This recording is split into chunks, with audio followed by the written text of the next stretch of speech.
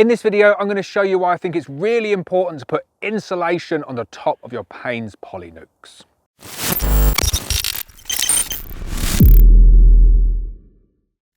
Hi, I'm Lawrence Edwards from Black Mountain Honey. Welcome to another episode of No Nonsense Beekeeping. You like the really quick beekeeping hacks?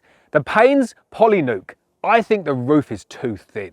I have issues with it every year, and I recommend putting a sheet of Kingspan or any cheap insulation board that you can get, preferably from a skip, secondhand, on top of here to reduce the condensation forming on the bees. I'm going to open this colony up now. I'm going to show you the condensation forming on that board, and then we'll talk to you about why putting that sheet on top should limit the condensation forming. So here we go. You can see the moisture sitting on the bees there. It's really, really bad. You can see as they're moving around, they're carrying water with them. It's just not healthy for the bees. Bees do not like to be damp over winter, especially when it gets cold. If they get cold and damp, they struggle on that. I'm going to zoom in a little bit there. Can you see the bees' wings covered in water?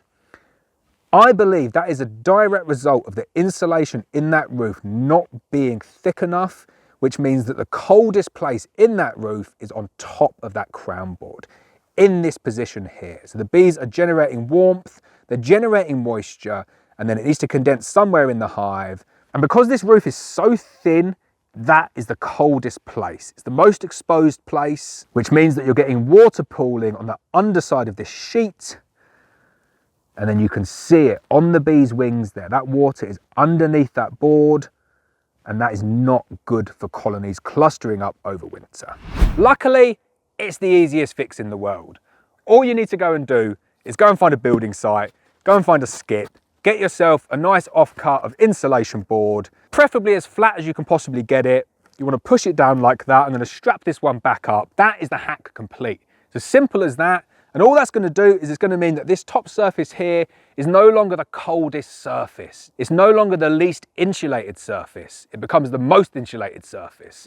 So all of that condensation is still going to exist in the hive, inside that box, and it's going to go and choose another wall to condense on. It's going to choose that wall by choosing the coldest wall.